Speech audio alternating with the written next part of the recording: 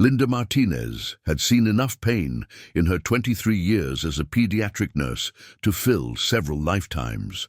She'd comforted countless children through their darkest moments, held trembling hands during procedures, and whispered reassurances that everything would be okay. But nothing had prepared her for what she would discover on her adopted son's 8th birthday. She'd left her shift at Memorial Children's Hospital 3 hours early, her heart light with anticipation. Isaiah had been counting down the days, his excitement infectious as he talked about his superhero-themed party. She'd spent weeks planning every detail, from the Batman decorations to his favorite chocolate cake waiting at home. Instead of birthday joy, she found her son crumpled in the laundry room, his paper crown torn, silent tears streaming down his face. The question that would haunt her for weeks followed. What had broken her brave little boy's spirit so completely? Before we jump back in, tell us where you're tuning in from. And if this story touches you, make sure you're subscribed, because tomorrow I've saved something extra special for you. 3 years ago, Linda Martinez had walked into the county adoption office with a heart full of hope and hands that wouldn't stop trembling. At 42, she'd finally made peace with the fact that biological motherhood wasn't in her cards. The fertility treatments, the disappointments, the well-meaning advice from relatives, all of it had led her to this moment, sitting across from Mrs. Chen, a social worker with kind eyes and a manila folder that would change everything. "He's been through a lot," Mrs. Chen had said gently, sliding a photograph across the desk. His birth mother struggled with addiction. He was placed in emergency care at 4, then shuffled through 3 foster homes before coming to us. Linda had stared at the picture of a 5-year-old boy with serious dark eyes and a guarded expression that broke her heart. Isaiah. Even his name felt right on her tongue, like a prayer she'd been waiting her whole life to say. The adoption process had been lengthy. Home visits, background checks, parenting classes, psychological evaluations. Linda had approached it with the same methodical precision she brought to her work at Memorial Children's Hospital. As head pediatric nurse in the trauma unit, she understood damaged children. She'd seen what neglect and instability could do to a young mind, how it could make a child build walls higher than most adults ever learned to climb. But understanding children professionally was different from loving one personally, she discovered. Isaiah had arrived at her modest 2-bedroom house in Riverside with a single garbage bag of belongings and a silence that seemed to swallow sound itself. Those first months had been a careful dance of patience and persistence, of proving to this wounded boy that she wasn't going anywhere, that home meant something permanent now. The breakthrough had come slowly, in small moments. The first time Isaiah had laughed at one of her terrible jokes. The morning she'd found him reading quietly in the kitchen instead of hiding in his room. The day he'd skinned his knee in the backyard and run to her instead of trying to tough it out alone. Each milestone had felt like a victory, a small crack in the armor he'd built around his heart. By the time Isaiah turned 7, Linda had almost forgotten there had ever been walls between them. He'd become her shadow, following her around the house with endless questions about everything from why the sky was blue to how her stethoscope worked. His favorite game was pretending to be a doctor, using an old toy medical kit to treat his stuffed animals with the same gentle care he'd observed in her. "Nurse Linda," he'd say in his most serious voice, adjusting the plastic stethoscope around his neck. "Mr. Bear has a very bad case of the SADS. I think he needs extra hugs and maybe some chocolate medicine." Those moments had convinced Linda that she'd successfully shepherded Isaiah through his trauma. His kindergarten and 1st grade. Teachers had described him as bright, helpful, and remarkably mature for his age. "He's such a thoughtful child," Mrs. Rodriguez had written on his report card last spring, "always looking out for other students and eager to help in the classroom." Linda had kept that report card in her desk drawer at work, pulling it out on particularly difficult days when the weight of caring for sick children threatened to overwhelm her. Isaiah was proof that healing was possible, that love could mend even the deepest wounds. Their morning routine had become sacred to both of them. Linda would wake at 5:30, shower quietly, then prepare breakfast while Isaiah got dressed for school. He'd appear in the kitchen at exactly 6:45, backpack slung over his shoulder, hair still slightly messy despite his best efforts with a comb. She'd smooth it down with her fingers while he ate his cereal, and he'd lean into her touch. Like a cat seeking affection. "What's the plan for today, buddy?" she'd ask, the same question every morning. "Learn everything," he'd respond with a grin, their established ritual complete. The drive to Washington Elementary took exactly 12 minutes, during which Isaiah would update her on his latest obsessions. For months, it had been dinosaurs. He could pronounce Parasaurolophus better than most adults. Then came his space phase, when he'd insisted on staying up past bedtime to look at the moon through their cheap telescope. Lately, it had been superheroes, specifically Batman, whose brooding intensity apparently resonated with her 8-year-old's developing sense of justice. Batman doesn't have superpowers, Isaiah had explained to her just last week, with the earnest authority of childhood expertise. He just works really, really hard and never gives up, and he helps people even when they can't help themselves. Linda had smiled at the assessment, recognizing something of herself in the description.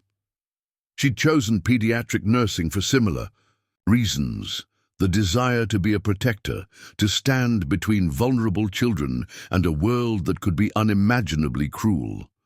Her work at Memorial Children's Hospital had shaped her in ways she was still discovering. 23 years of 12-hour shifts, of holding frightened children while doctors delivered devastating diagnoses, of celebrating small victories and mourning losses that felt personal. She'd learned to compartmentalize, to carry hope in one pocket and tissues in the other, to know when to speak and when silence was more healing. The trauma unit was particularly demanding. Children arrived broken in ways that defied easy categories: car accidents, abuse cases, overdoses, suicide attempts.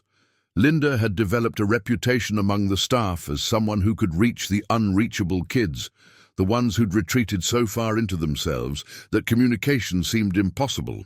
"You have a gift," Dr. Martinez had told her once, after she'd convinced a 7-year-old car accident victim to finally speak to the psychiatrist. "You see things other people miss." Maybe that was why Isaiah's recent changes had been so easy to dismiss. She'd been looking for the obvious signs of trauma: withdrawal, aggression, nightmares. Instead, she'd been seeing a boy who still ate his breakfast every morning, still hugged her goodbye at school, still maintained his grades and completed his homework without complaint. But there had been subtle shifts, she realized now. The way he'd started spending more time in his room after school, claiming he was just reading. The increasing frequency of stomach aches on Sunday nights, the careful way he'd begun asking about her work schedule, as if he needed to know exactly when she'd be home. 2 weeks ago, she'd found him sitting on his bedroom floor, carefully folding and refolding his Batman t-shirt until the creases were perfect. When she'd asked what he was doing, he'd looked up with an expression she couldn't quite read. "Just making sure everything's neat," he'd said, "in case you need to check." The comment had struck her as odd, but she'd been rushing to get ready for a night shift and hadn't pursued it.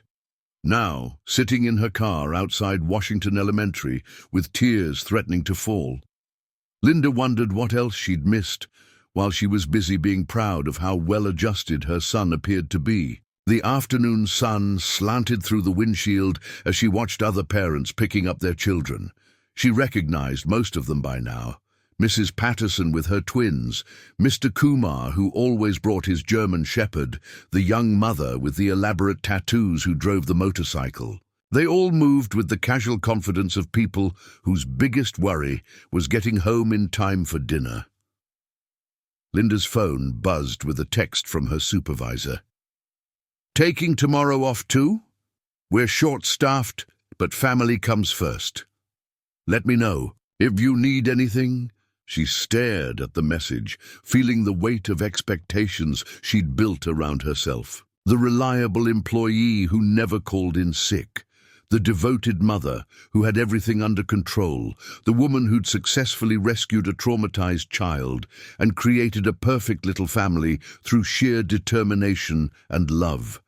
Except perfection was an illusion, and love, however fierce, wasn't always enough to shield a child from the world's casual cruelties. Whatever had broken Isaiah today had been building for weeks, maybe months, while she'd been congratulating herself on how well they were doing. The school bell rang, and children began streaming out of the building. Linda scanned the crowd for Isaiah's familiar figure, her heart clenching when she spotted him walking alone, his Batman backpack dragging behind him like he didn't have the energy to carry it properly. His usual bounce was gone, replaced by the careful, measured steps of someone much older than 8. She rolled down her window and called his name. When he looked up and saw her car, his face brightened for just a moment before settling back into that guarded expression she remembered from their early days together. He climbed into the passenger seat without his usual chatter about his day, buckling his seatbelt with mechanical precision. "How was school, buddy?" she asked, using their normal routine like a bridge across the sudden distance between them. "Fine," he replied, the word flat and final. Linda waited, giving him space to elaborate, but silence filled the car like a third passenger. She studied his profile as they drove home, noting the way he kept his gaze fixed straight ahead, the unusual stillness of his hands that were normally in constant motion. Their house came into view, a modest ranch-style home with a small front yard that Isaiah had helped her plant with sunflowers last spring. The flowers were in full bloom now, their bright faces turned toward the afternoon sun, like natural decorations for his birthday celebration. Linda had left work early specifically to surprise him. She'd imagined his delight when he walked in, to find the living room transformed with Batman decorations, the dining table set with his favorite plates, and the chocolate cake with superhero figurines waiting in the kitchen. Instead, she'd found him in the laundry room, curled up behind the washing machine like he was trying to disappear entirely. Now, as they pulled into their driveway, Linda realized that the real surprise had been hers. After 3 years of believing she'd successfully helped her son heal from his early trauma, she was discovering that some wounds ran deeper than she'd ever imagined, and some battles were fought in silence by soldiers too small to carry such heavy burdens alone. Linda found Isaiah 20 minutes after arriving home, 20 minutes that had stretched like hours as she'd searched their small house with growing panic. She'd called his name, checked his bedroom, looked in the backyard, even opened the hall closet where he sometimes retreated when he needed quiet time. The birthday decorations she'd so carefully arranged that morning, streamers in Batman's signature yellow and black, balloons bobbing cheerfully from chairbacks, the happy 8th birthday Isaiah banner stretched across the kitchen doorway. All of it felt like mockery now. The laundry room was the last place she'd thought to look. It was cramped and utilitarian, barely large enough for the washer, dryer, and utility sink.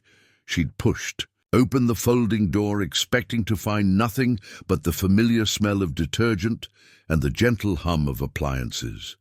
Instead, she'd heard it, a sound so quiet she almost missed it. A hitching breath, the kind that came after crying too hard for too long. Isaiah was wedged into the narrow space between the washing machine and the wall, his knees drawn up to his chest, his school clothes wrinkled and stained with something that looked like chocolate milk. The paper crown from his classroom birthday celebration, the one his teacher had probably helped him make that morning, was clutched in his small hands, torn down the middle so that the gold star Mrs. Patterson had carefully glued to the front. Hung by a thread. "Oh, sweetheart," Linda whispered, her nurse's training kicking in even as her heart shattered. She moved slowly, the way she would approach any frightened child in the hospital, keeping her voice calm and her movements deliberate. "What happened, baby?" Isaiah looked up at her with eyes so full of pain that Linda felt her breath catch. These weren't the tears of a scraped knee or a broken toy. This was the kind of raw hurt that came from somewhere deeper, the kind that spoke to wounds she thought she'd helped him heal years ago. "I tried to be good," he said, his voice barely above a whisper. "I tried really hard, Mama." The word Mama hit her like a physical blow. Isaiah rarely used it anymore, having graduated to Mom sometime during second grade as part of his determined march toward grown-up sophistication. Hearing it now, in this context, made her want to wrap him in her arms and never let the world touch him again. "You are good," she said firmly, crouching down to his level. "You're the best boy I know. Can you tell me what happened at school today?" Isaiah's grip tightened on the broken crown, and fresh tears spilled down his cheeks. "They said I don't belong," he managed between shuddering breaths. "They said you're not my real mom, and I'm not really your kid, and I'm just pretending to be part of your family." Linda felt anger surge through her chest, hot and protective. She'd known this day might come, had prepared for it even, reading books about adoption and identity, talking to other adoptive parents about how to handle questions and comments. But knowing something intellectually and experiencing your child's devastation firsthand were entirely different things. "Who said that?" she asked, working to keep her voice steady. "Marcus and Tyler and some of the other kids." Isaiah wiped his nose with the back of his hand, leaving a streak across his cheek. "During lunch, Marcus said his mom told him that adopted kids are just kids, nobody wanted, and that's why they get passed around to different families. He said you probably only took me because you felt sorry for me, and when you get tired of pretending to be my mom, you'll send me back like the other families did." Each word was like a knife twisting in Linda's chest. She thought of Marcus Hendricks, a boy she'd met at school events, blonde and confident, the kind of child who'd never known uncertainty about his place in the world. She thought of his mother, Rebecca, who'd always seemed pleasant enough during their brief interactions at pick-up time and school functions. "And then what happened?" Linda asked gently, though she was beginning to piece together the story from the evidence in front of her. The stained clothes, the destroyed crown, the way Isaiah kept glancing toward the door as if he expected someone to come looking for him. "I got mad," Isaiah admitted, shame coloring his voice. "I told Marcus he was wrong, that you love me and I'm your real son and it doesn't matter that I'm adopted. But then he laughed and said, if that was true, how come I don't look like you? How come I'm brown and you're white? He said everyone knows that real families look the same." Linda closed her eyes briefly, remembering all the times she'd fielded curious questions from strangers about their obvious physical differences. Isaiah had inherited his birth mother's deep olive skin and dark hair, while Linda's Irish heritage had blessed her with fair skin that burned easily and light brown hair that grayed more each year. She'd always answered the questions matter-of-factly, explaining that families were built in many different ways, that love was what made people belong to each other. She'd thought Isaiah understood that. She'd thought the confidence he projected at home translated to how he felt about himself in the world. Now she was realizing that 8-year-olds, no matter how mature they seemed, still needed the validation of looking like they belonged, especially when other children were weaponizing their differences against them. "What happened next?" she prompted. "Marcus pushed me," Isaiah continued, his voice getting smaller. "He said I was getting all worked up because I knew he was right.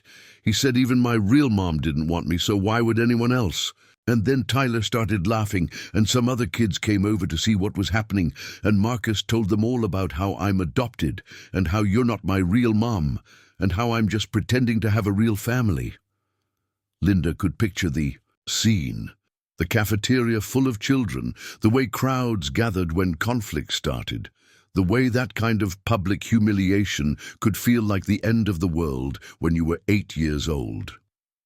"I tried to walk away," Isaiah said, fresh tears starting. "You always tell me to walk away when kids are mean, but Marcus followed me, and he kept saying things, and then he grabbed my crown and said, 'Adopted kids don't deserve birthday parties, because nobody really wants to celebrate them.' He ripped it right in half, and everyone was watching, and I—" His voice broke completely. "What did you do, sweetheart?" "I hit him," Isaiah whispered, the words barely audible. "I punched him in the stomach, and he fell down, and Mrs. Patterson came running over, and everyone was yelling, and I got in so much trouble. I had to sit in the principal's office for the rest of the day, and Mrs. Patterson said she was disappointed in me, and I had to call you at work, but you were with a patient, so I just left a message saying I was fine, even though I wasn't fine at all. The phone message. Linda remembered it vaguely, Isaiah's voice on her voicemail saying something about staying after school for a project. She'd been in the middle of a crisis with a 10-year-old car accident victim and had barely registered. The call beyond noting that he sounded okay. "Principal Martinez wants to meet with you tomorrow," Isaiah continued. "She said fighting is serious and there might be consequences, and she asked me if everything was okay at home, and I said yes because I didn't want her to think I was a problem kid who needed to be sent somewhere else." Linda's heart clenched at the fear underlying his words, the deep, primal terror of abandonment that no amount of love and stability had completely erased. She reached out slowly, giving him time to pull away if he needed to, and gently took the broken crown from his hands. "Isaiah," she said, her voice thick with emotion, "look at me, baby." He raised his eyes to hers, and she saw in them all the hurt and confusion and fear that he'd been carrying alone. She saw the little boy who'd arrived at her house 3 years ago with a garbage bag of belongings and a heart wrapped in protective armor. She saw her son, not her adopted son, not her foster son, but simply and completely her son, drowning in doubts that other people had planted in his mind. "You are my real son," she said firmly. "Not because of paperwork or legal documents, but because of this." She placed her hand over his heart. "And this." She placed her other hand over her own heart. "Family isn't about looking the same or having the same blood. Family is about choosing to love each other every single day, no matter what. And I choose you, Isaiah. I will always choose you." He studied her face with the intensity of a child, trying to determine if an adult was telling the truth or just saying what they thought he wanted to hear. Then, with a sound that was half sob and half sigh, he launched himself into her arms with such force that she nearly lost her balance. Linda held him tightly, feeling his small body shake with the force of emotions too big for his 8-year-old frame to contain. She smelled the lingering scent of his classroom, crayons and construction paper and childhood, mixed with the salt of tears and the faint sweetness of birthday cake he'd never gotten to eat. "I'm sorry I hit Marcus," he mumbled against her shoulder. "We'll figure that out," she said, stroking his hair. "The important thing right now is that you're safe and you're home, and you never have to carry something like this alone again." But even as she made the promise, Linda knew that the damage had been done. Something fundamental had shifted today.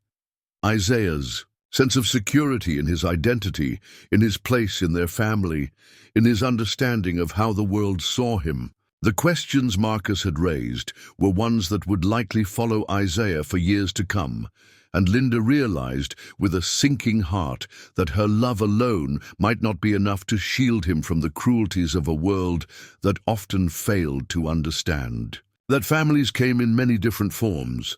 The birthday decorations still hung cheerfully in the kitchen, but the celebration they'd planned felt like something from another lifetime. Instead of cake and presents and laughter, they would spend this evening rebuilding something that had been broken, not just a paper crown, but a little boy's faith in his own worth and belonging.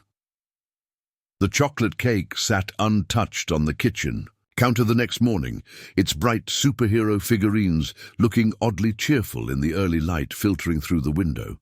Linda had moved it there after their quiet dinner of grilled cheese sandwiches, Isaiah's comfort food, eaten mostly in silence while they both processed the events of his birthday. She'd called in sick to work for the second day in a row, something she hadn't done in over 5 years. Her supervisor, Maria, had been understanding but concerned when Linda explained she was dealing with a family emergency. "Take all the time you need," Maria had said.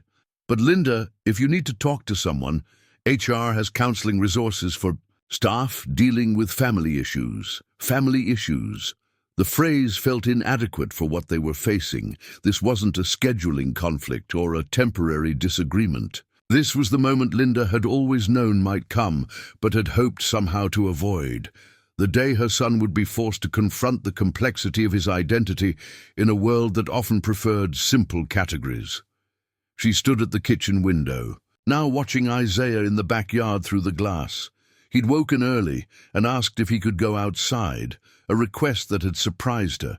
Usually, he was reluctant to leave the house on non-school days, preferring to read or play quietly in his room. But this morning, he'd seemed restless, like something inside him needed space to unfold. He was sitting cross-legged in the small patch of grass near the sunflowers they'd planted together, the notebook she'd given him for his birthday open in his lap.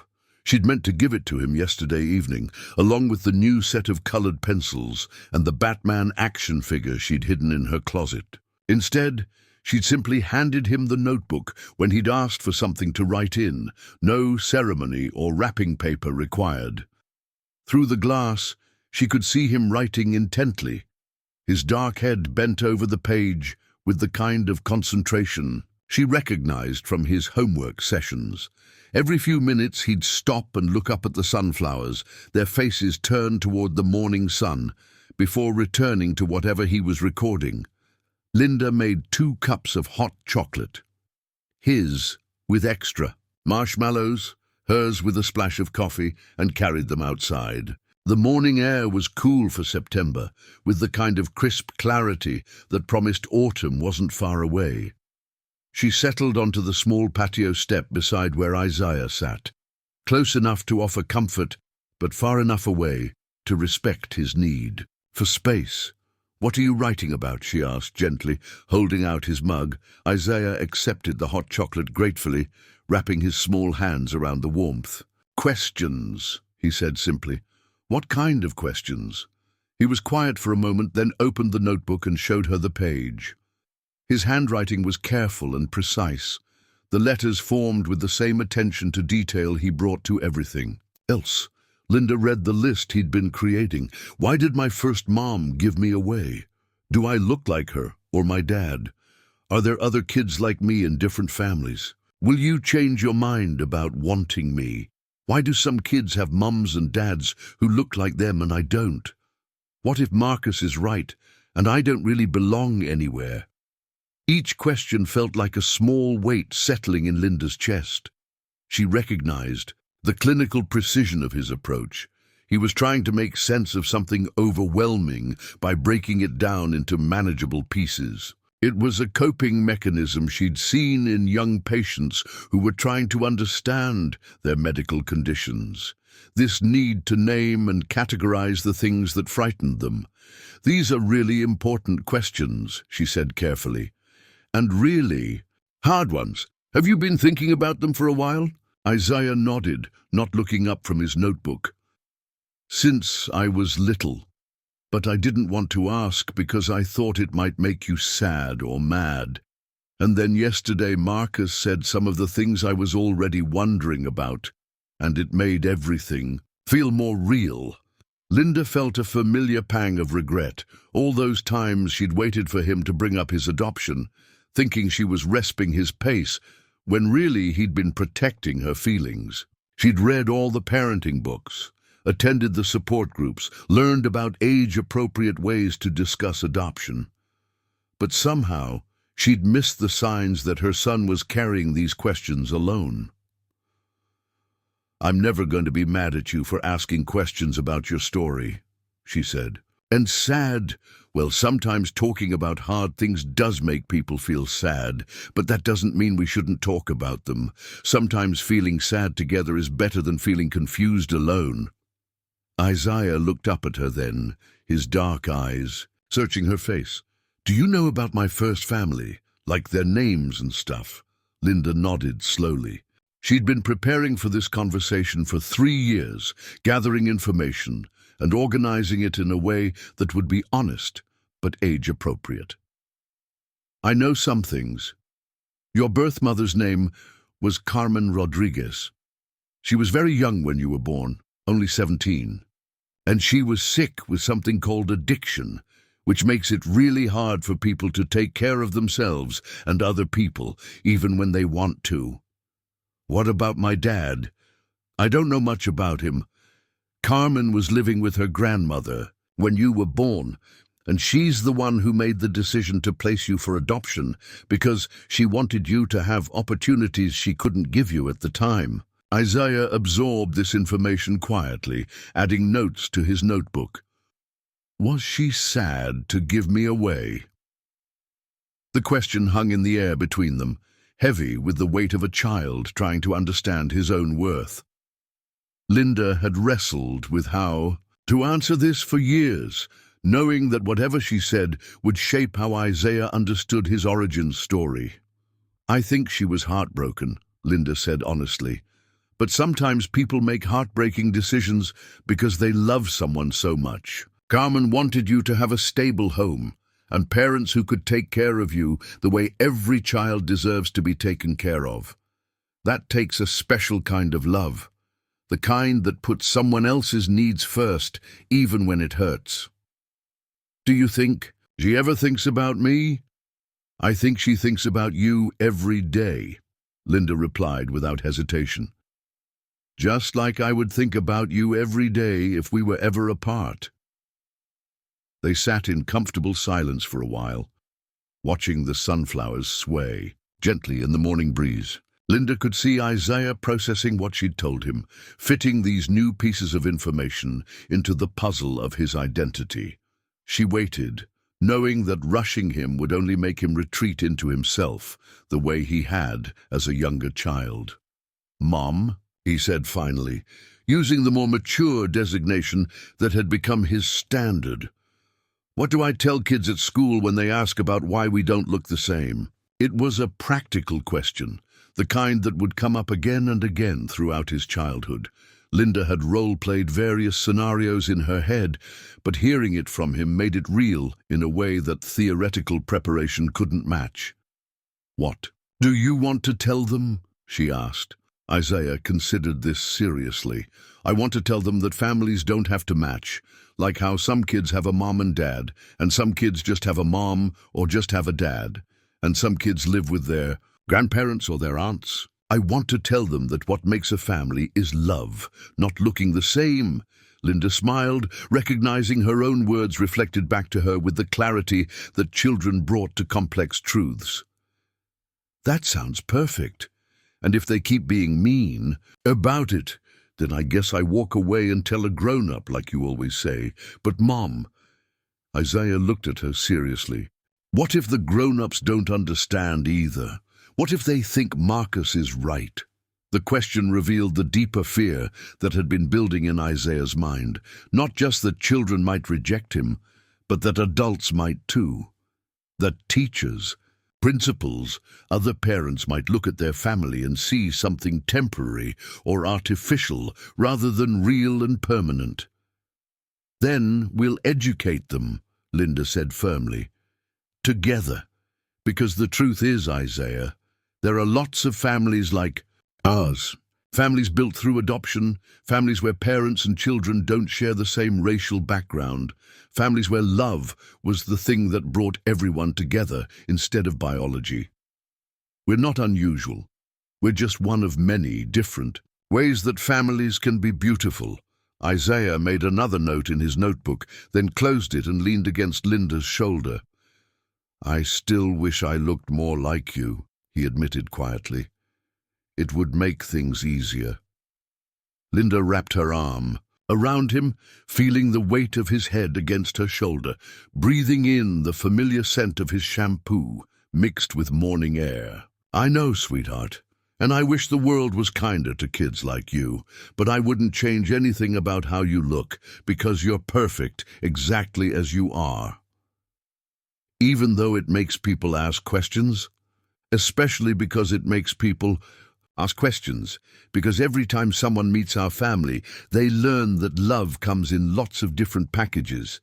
You're helping make the world more understanding just by being yourself. Isaiah was quiet for a long moment, then said softly, "Can we still have birthday cake for breakfast?"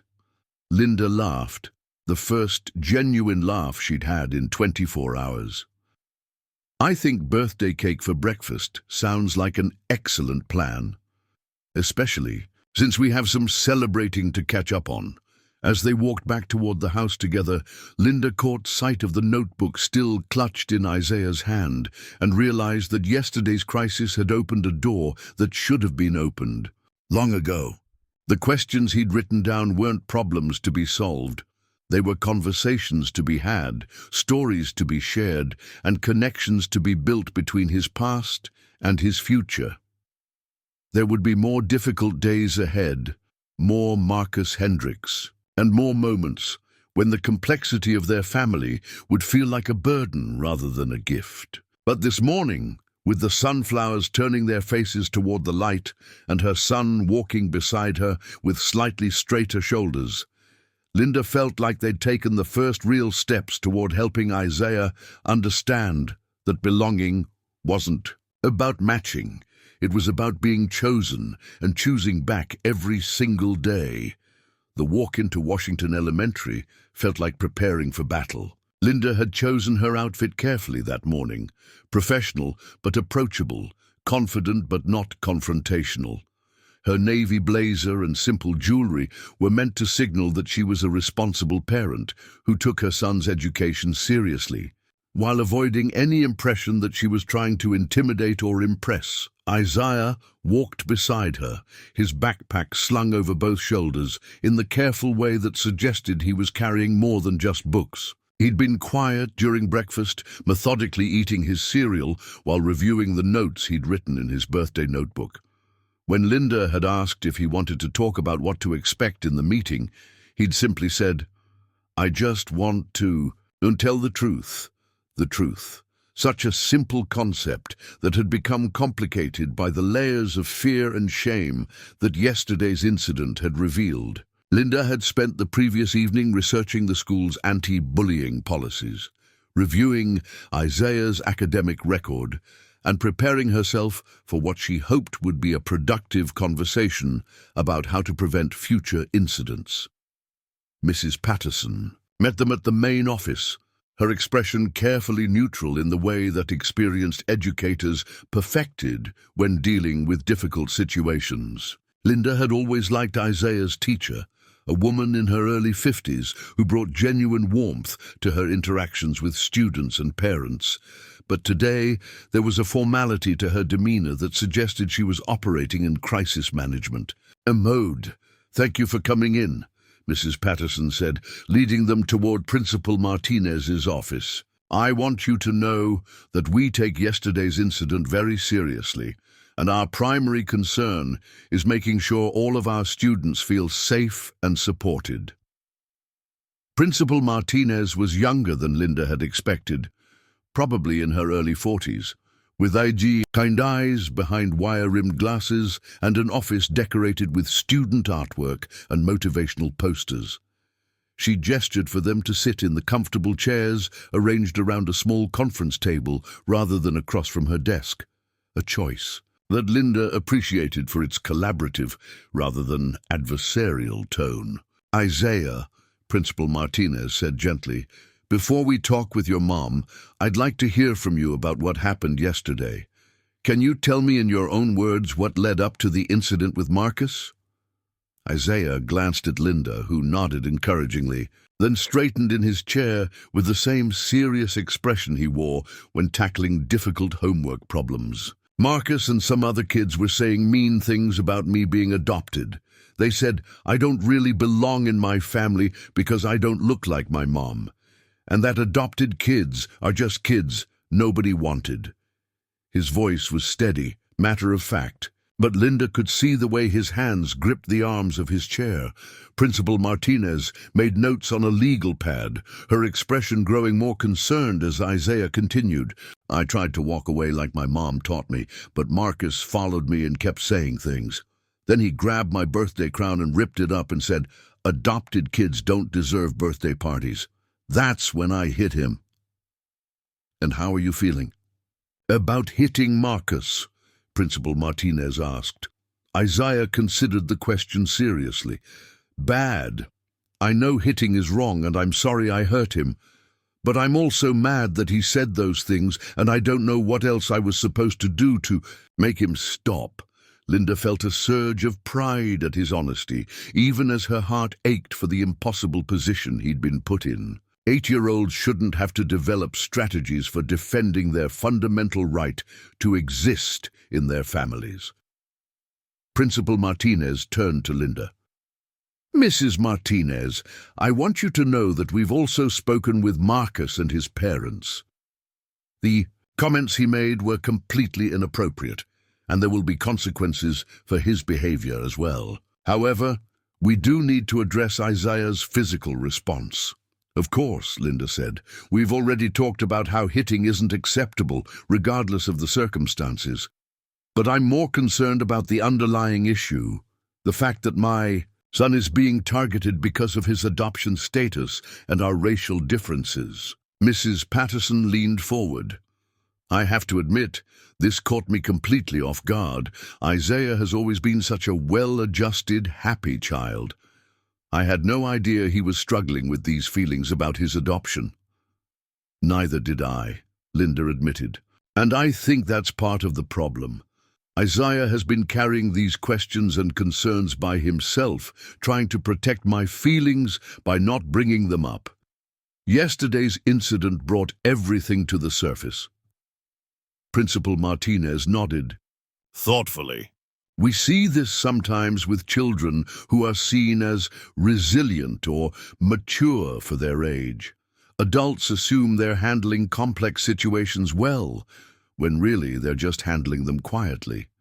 She pulled out a file folder that Linda recognized as Isaiah's permanent record.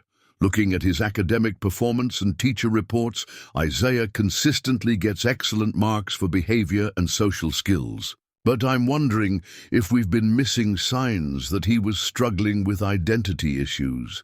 Linda thought about all the parent-teacher conferences where she'd been told how proud she should be of her well-behaved, high-achieving son.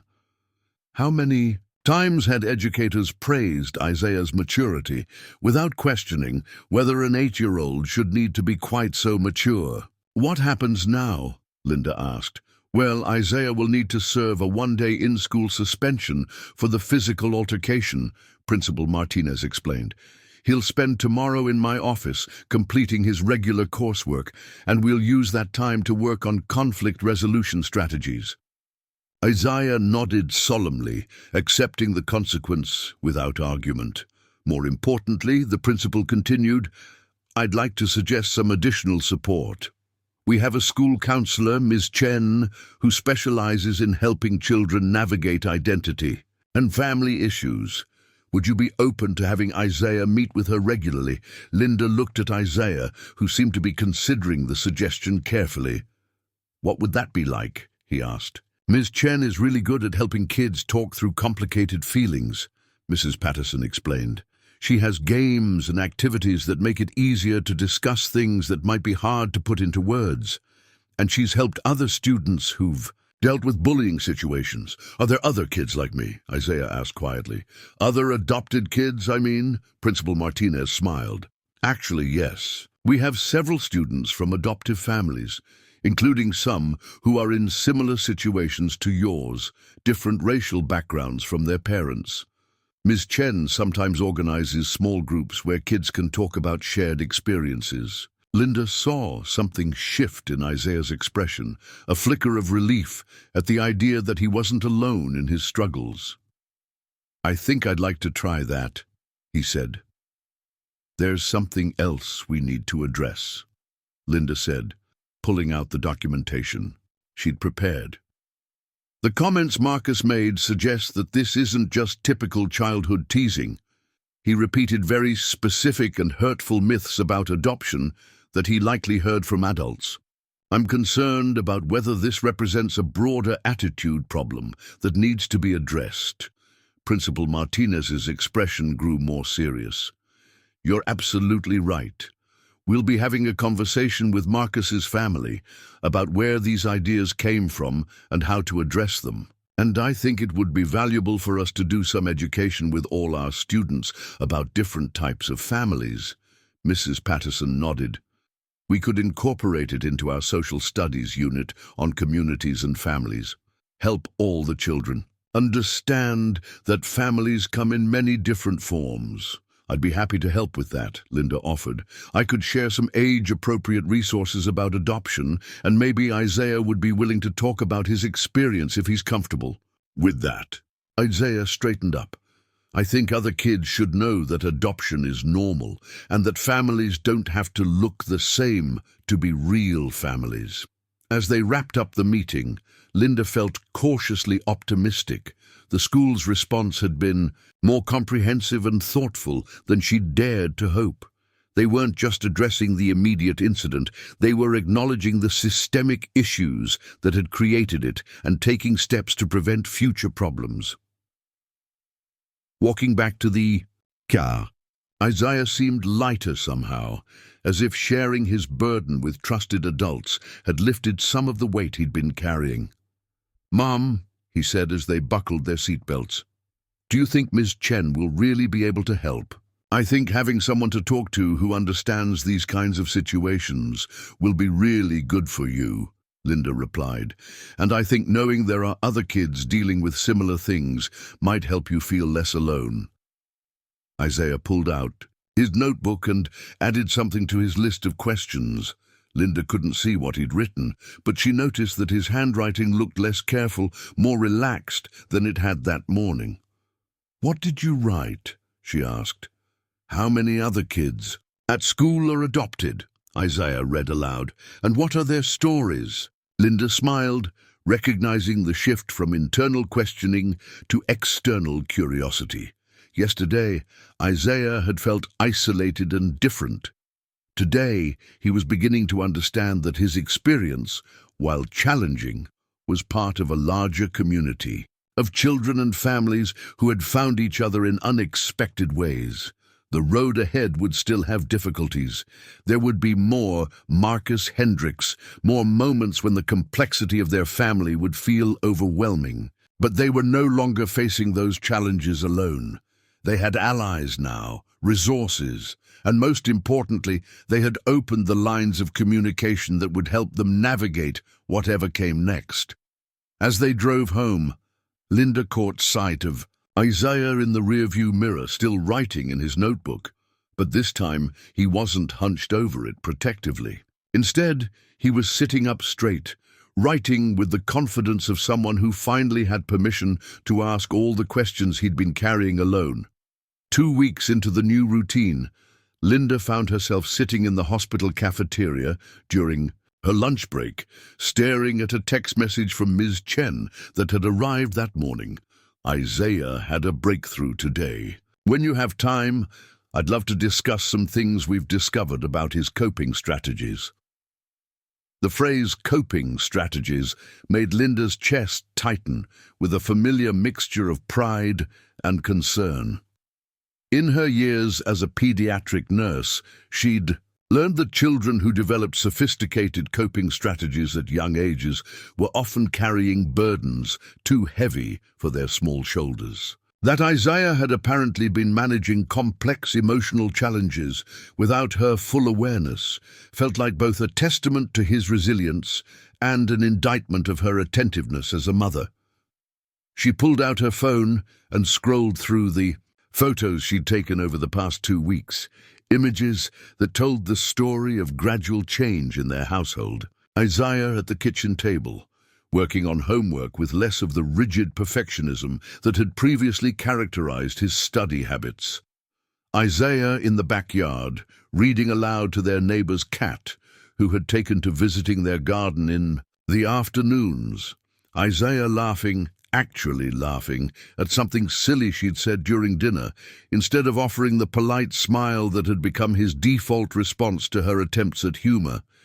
The changes had been subtle but significant. The tight knot of tension that had seemed permanently lodged between his shoulder blades was beginning to loosen.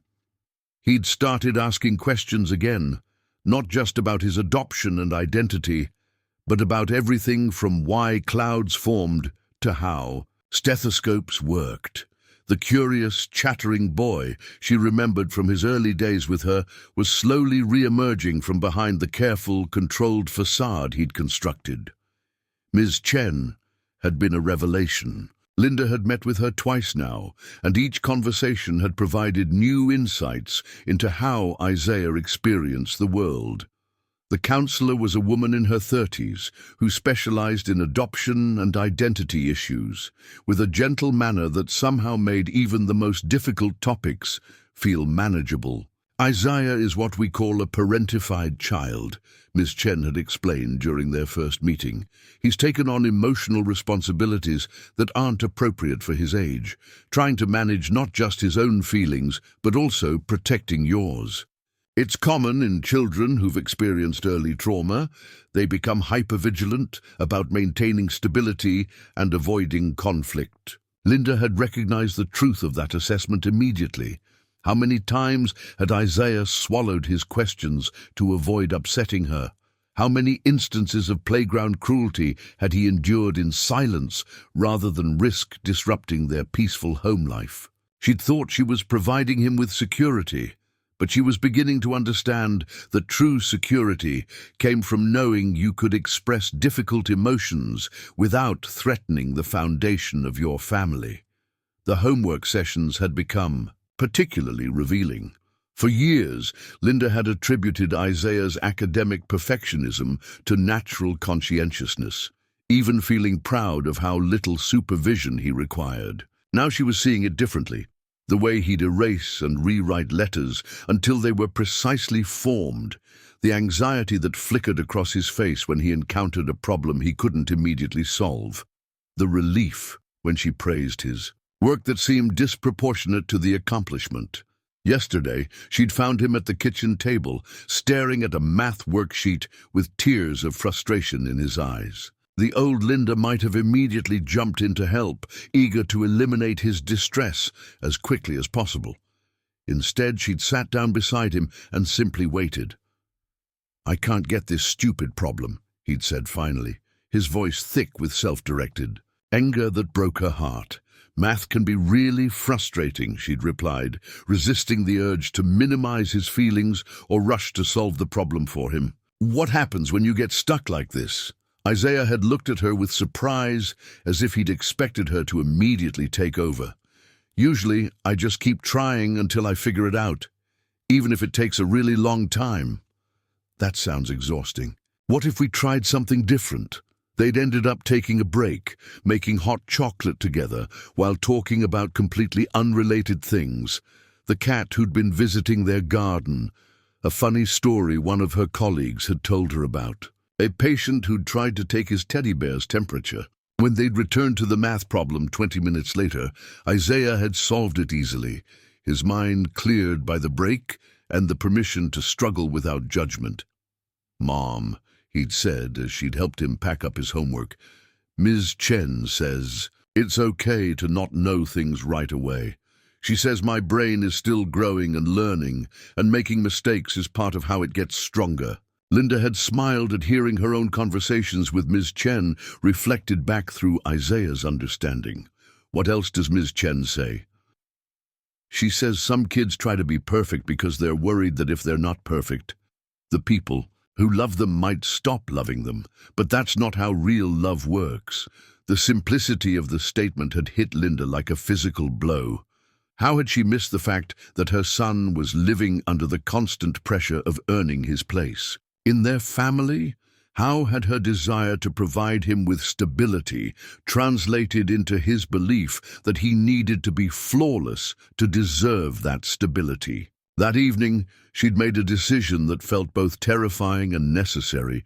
She'd pulled out the adoption paperwork, the documents she'd carefully stored in a file cabinet, thinking she was protecting Isaiah by not overwhelming him with legal complexities he wasn't ready to understand. "I want to show you something," she'd said, spreading the papers across the dining room table. "These are the papers that made our family official."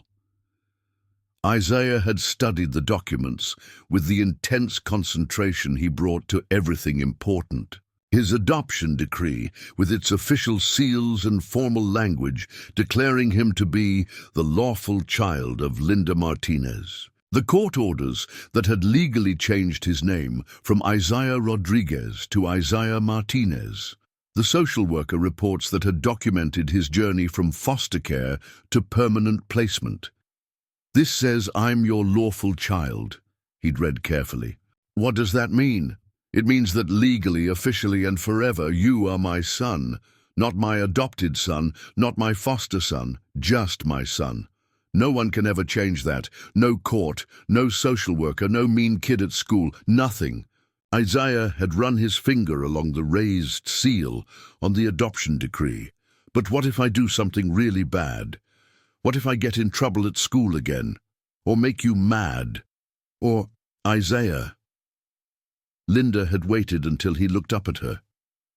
"Do you remember when I told you about Mr. Peterson next door?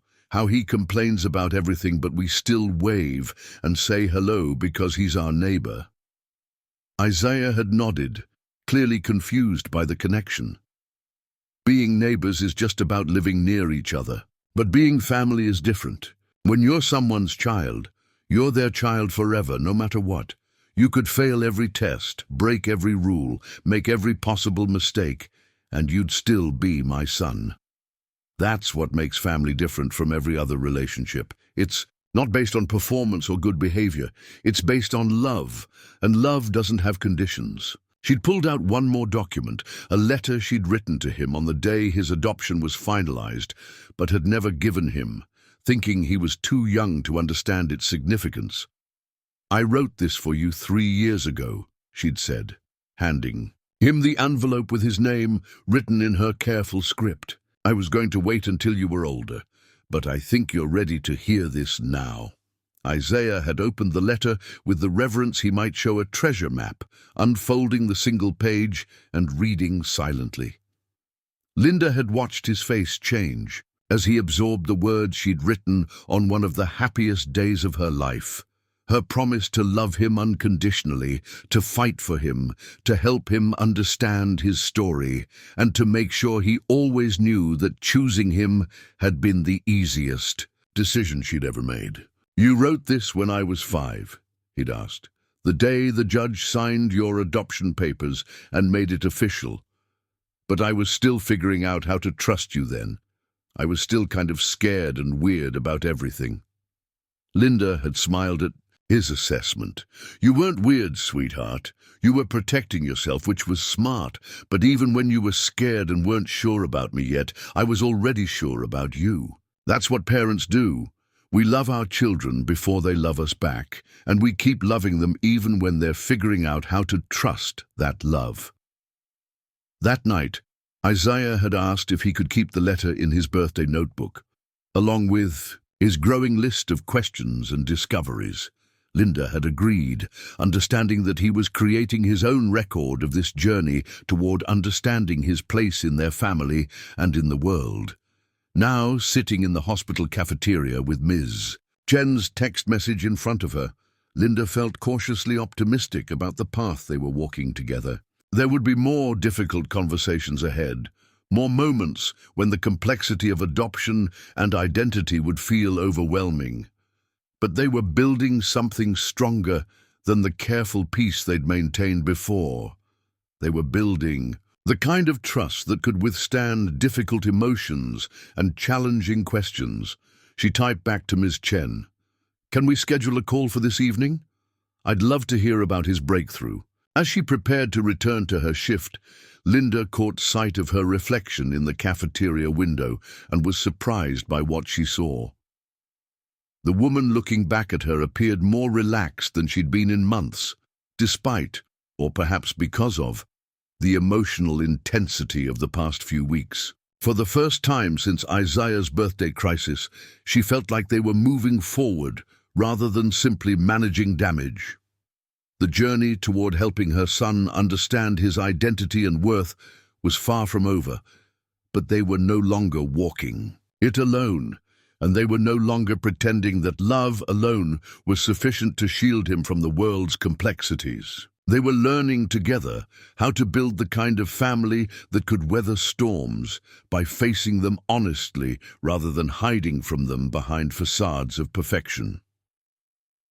The phone call from Ms. Chen came at 8:30 that evening, just as Linda was finishing the dinner dishes while Isaiah worked on his reading assignment at the kitchen table. She'd been expecting it since receiving the text about Isaiah's breakthrough, but nothing could have prepared her for what the counselor was about to reveal. "Linda, I want to start by saying that Isaiah is making remarkable progress," Ms. Chen began, her voice carrying the careful tone that professional helpers used when delivering complex news. "But today's session brought up some things that I think you need to know about."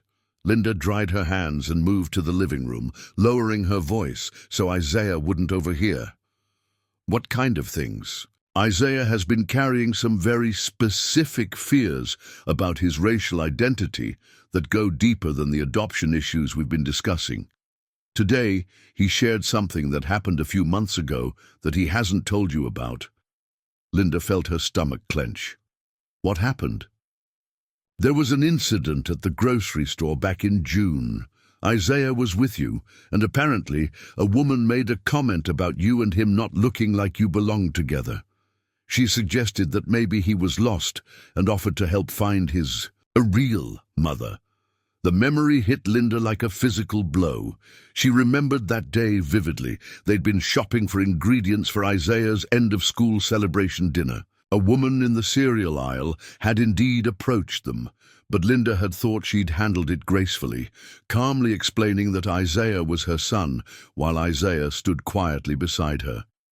She'd been proud of how well he'd seemed to take the interaction, how he'd simply continued helping her select his favorite cereal as if nothing had happened. "He never said anything about that," Linda whispered. "That's what's so concerning," Ms. Chen continued. "Isaiah told me that he's learned to stay very quiet during those kinds of interactions because he doesn't want to make things worse for you. He's been protecting you from knowing how often people question your relationship, and he's been protecting himself by trying to become invisible in public." Linda closed her eyes, thinking of all the times over the past few months when Isaiah had seemed to shrink into himself during errands or outings.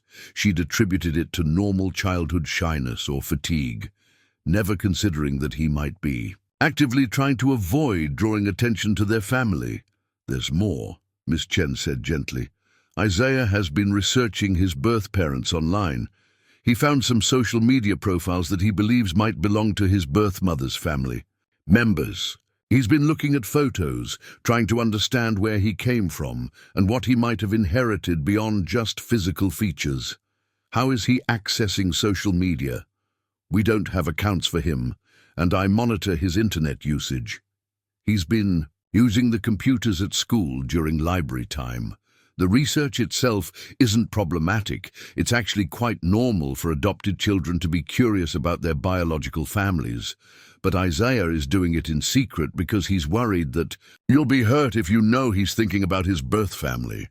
Linda felt tears prick her eyes. Once again, her son had been navigating complex emotional territory alone, trying to protect her feelings while managing his own profound questions about identity and belonging.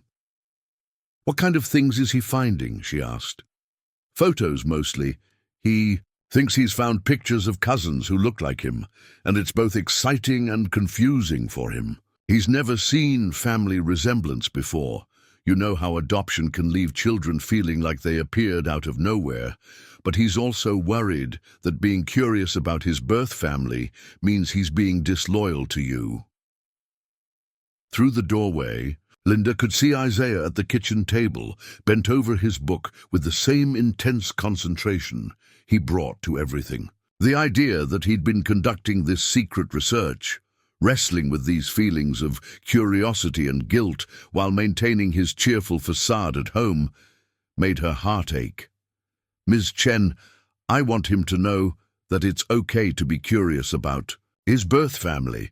I've always planned to help him explore that when he was ready. But how do I bring this up without making him feel like I've been spying on him? Actually, Isaiah asked me to talk to you about it. He wants to share what he's found, but he needs permission to do it without worrying about your feelings. He specifically asked if we could all meet together so he could show you the pictures he's found." Linda felt a rush of relief, mixed with admiration for her son's emotional intelligence. Even at 8 years old, he was thinking about how to navigate these delicate relationships with care and honesty. Of course, when would work best? Tomorrow after school. Isaiah seemed eager to move forward once he knew you were supportive. After ending the call, Linda sat in the quiet living room for several minutes, processing what she'd learned. Isaiah's birthday crisis had opened a door to understanding his struggles with adoption and belonging. But now she was realizing that those struggles extended into areas she hadn't even considered. He wasn't just questioning his place in their family. He was trying to understand his place in the larger tapestry of human connection, working to piece together an identity that included both his life with her and his connection to people he'd never met. She walked back to the kitchen where Isaiah was closing his reading book with the satisfied expression that meant he'd finished his assignment. "How was the book?" she asked, settling into the chair beside him. "Good. It was about a kid who moves to a new town and has to figure out how to fit in." Isaiah looked at her with an expression that seemed older than his 8 years. "Mom, can I ask you something?" "Always." "If I wanted to know more about my birth family, like see pictures or learn about them, would that hurt your feelings?" Linda felt her heart skip a beat. She'd been preparing for this moment for 3 years, but having it arrive so directly still caught her off guard. "Why would you think it would hurt my feelings?" Isaiah shrugged, suddenly interested in aligning his pencils in perfect parallel lines. "Because you're my real mom now, and maybe thinking about my other family makes it seem like you're not enough." The honesty of his concern took Linda's breath away. She reached over and gently stilled his hands, waiting until he looked up at her. "Isaiah, loving me and being curious about your birth family aren't opposites. They can both be true at the same time. Your birth family gave you life, and your beautiful brown eyes, and probably your love of reading. But our family, you and me, that's where you're growing up and learning how to be yourself in the world. Both of those things are part of your story." "Really? Really? In fact, I've been waiting for you to be ready to explore that part of your history. I have some information about your birth mother that I've been saving for when you wanted to know more." Isaiah's eyes widened. "You do?" Linda nodded. "And Miss Chen told me that you've been doing some research on your own at school. Would you like to share what you've found? We could look at everything together and talk about what it means to you." The relief that washed over Isaiah's face was unmistakable. "You're not mad that I was looking without asking." "I'm not mad at all. I'm proud of you for being curious and brave enough to look for answers, and I'm grateful that you trust me enough to share what you've discovered." Isaiah was quiet for a moment, then said, "I found pictures of people who look like me. It's weird, but good weird. Like I always wondered if I looked like anyone, and now I know I do. That must have been really exciting and maybe a little overwhelming. Yeah, I found a picture of a woman who might be my aunt, and she has the same kind of eyes as me. And there's a boy who might be my cousin who's really good at soccer, like..." I am. It made me wonder if maybe some of the things I'm good at came from them. Linda smiled, recognizing the beginning of what would likely be a lifelong journey of understanding the intersection between nature and nurture, between the traits he'd inherited and the person he was becoming through their shared experiences. Tomorrow, we'll sit down with Ms. Chen, and you can show me everything you found, she said, and I'll share what I know about your birth family story. We'll put all the pieces together and see what picture emerges. Will you help me figure out what it all means? We'll figure it out together, Linda promised. That's what families do. We help each other understand the complicated parts of life. As Isaiah packed up his homework and prepared for bed, Linda marveled at how much had changed in just a few weeks. The careful, guarded boy who'd been trying to protect everyone's feelings while managing his own complex emotions was gradually being replaced by a child who was learning to trust that difficult conversations could actually strengthen relationships rather than threaten them.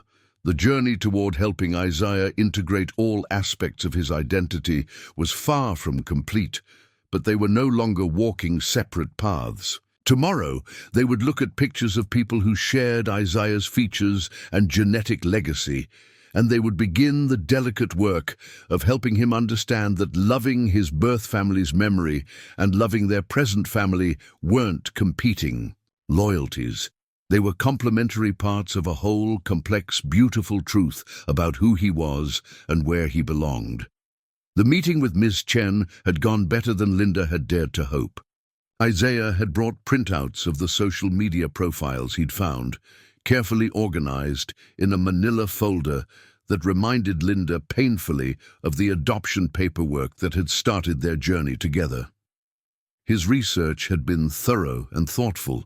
He'd identified what appeared to be his maternal grandmother, 2 aunts, and several cousins based on facial similarities and geographical connections to the information Linda had about his birth mother. They'd spent an hour going through the photos together, with Ms. Chen facilitating conversations about what it meant to see family resemblance for the first time, how genetics worked, and how biological connections could coexist with chosen family bonds. Isaiah had been animated in a way Linda hadn't seen in months, pointing out shared features and asking questions about inherited traits with the enthusiasm of a detective solving a fascinating puzzle. This woman, Maria Rodriguez, I think she might be my grandmother, Isaiah had said, showing them a Facebook profile picture of a woman in her 60s with kind eyes and Isaiah's distinctive eyebrow shape. She lives in the same town where my birth mom lived, and she posts pictures of a lot of kids and grandkids. Linda had studied the photo, seeing not just the physical resemblance, but something in the woman's expression that reminded her of Isaiah's contemplative nature. They'd agreed that reaching out wasn't something to rush into, but knowing that these connections existed had clearly given Isaiah a sense of genetic belonging that had been missing from his understanding of himself. That had been 3 days ago. This morning, Linda was sitting at her kitchen table with a cup of coffee growing cold in her hands, staring at an envelope that had arrived in yesterday's mail. The return address simply read, M. Rodriguez, with a post office box in Riverside. The same Riverside where Carmen, Isaiah's birth mother, had lived 8 years ago.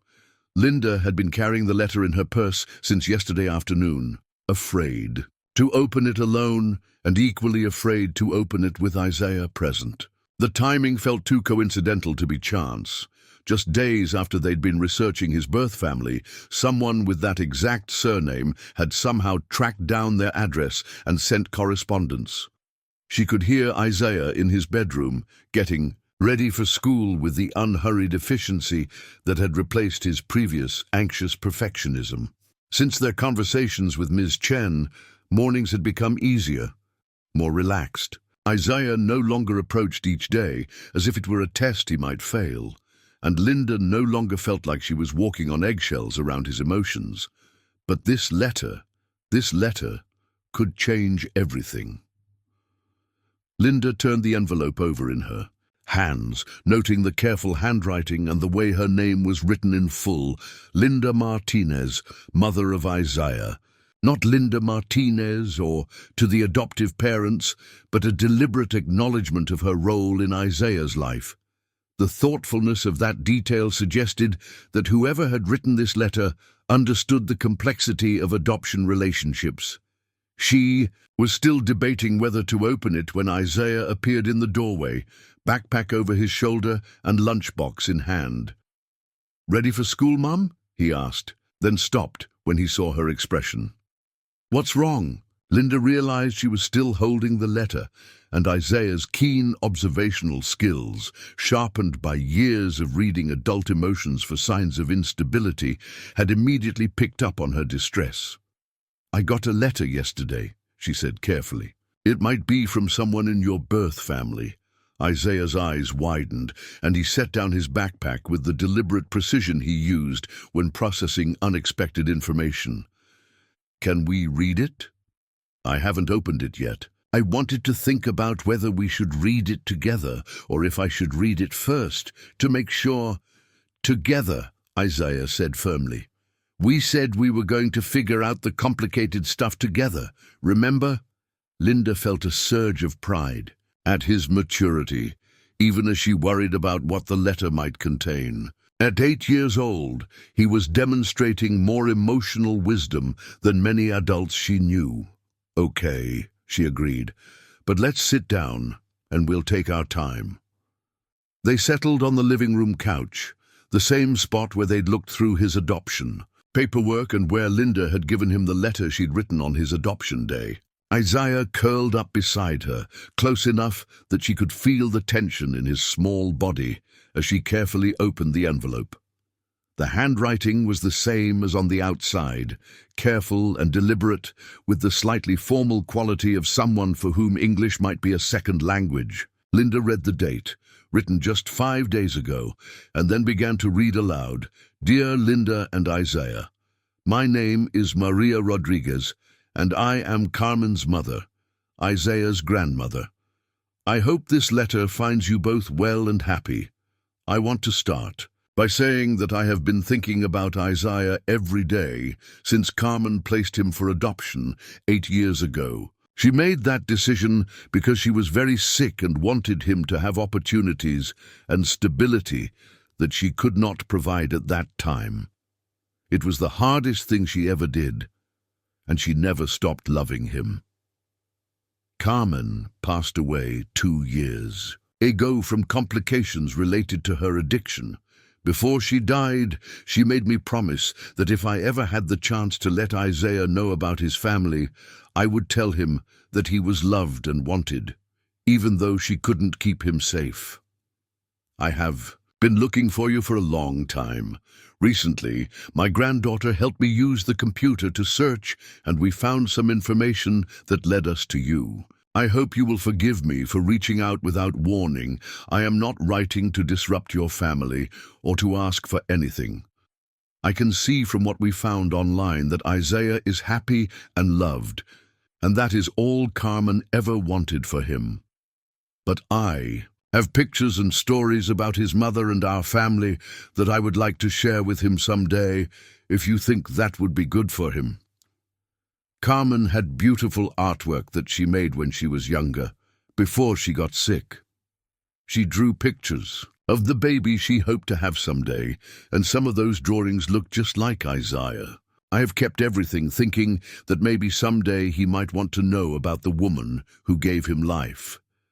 I also want Isaiah to know that he has cousins who would love to meet him, children who look like him and share his artistic talents. My daughter Rosa has 3 children, and my son Miguel has 2. They all know about Isaiah and have been hoping to meet their cousin for years. I understand that this might be overwhelming or unwelcome. If you prefer that I not contact you again, I will respect that decision completely. But if you think Isaiah might want to know more about his mother's family, I would be honored to share what I can.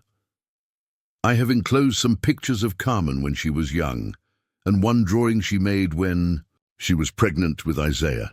There is also a picture of our family from last Christmas, so Isaiah can see some of the people who share his features and his gentle spirit. Thank you for giving Isaiah a loving home and for taking such good care of our boy. Carmen would be so grateful to know that he is safe and loved. With love and respect, Maria Rodriguez, Abuela Maria P.S. I have included my phone number if you would like to talk before deciding anything.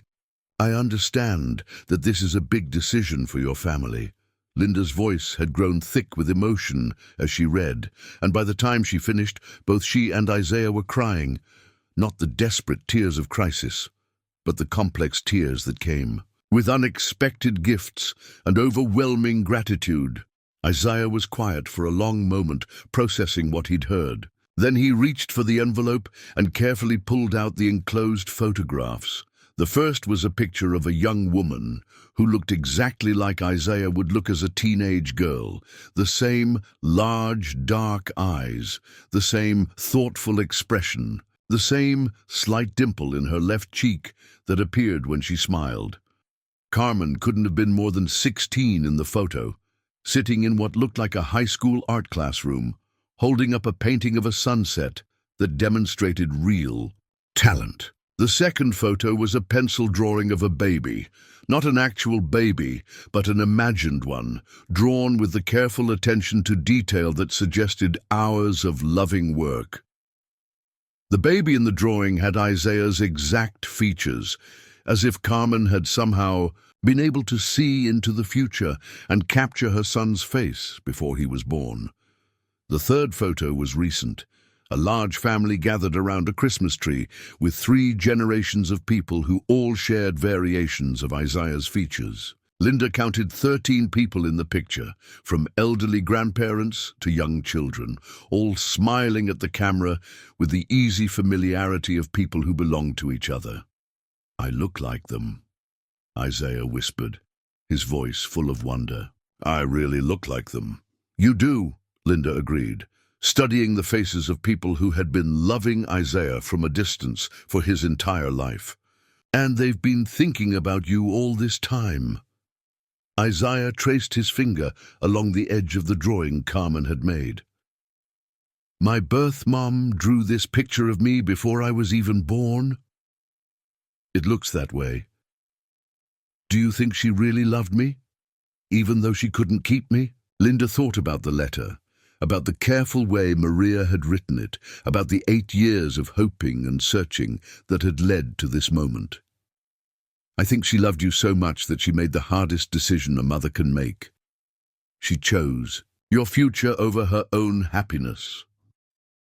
Isaiah was quiet again, and Linda could almost see his mind working to integrate this new information into his understanding of his story. Finally, he looked up at her with an expression of curious hope. "Can we call Abuela Maria?" The question hung in the air between them, heavy with possibility and change. Linda realized that they had reached another turning point in their journey. Not a crisis this time, but an opportunity to expand their understanding of family and belonging in ways that could enrich Isaiah's sense of identity rather than threaten it. "Would you like that?" she asked. "I think so. But only if you think it's okay. I don't want to have a relationship with them if it makes you sad or worried." Linda smiled, recognizing how far they'd both come in their ability to navigate complex emotions together. "Isaiah, having more people love you could never make me sad. It might make me a little nervous, because change is always a little scary. But I think meeting your birth family could be really good for you. So we can call her." "We can call her," Linda agreed. "But first, let's talk to Ms. Chen about the best way to do this.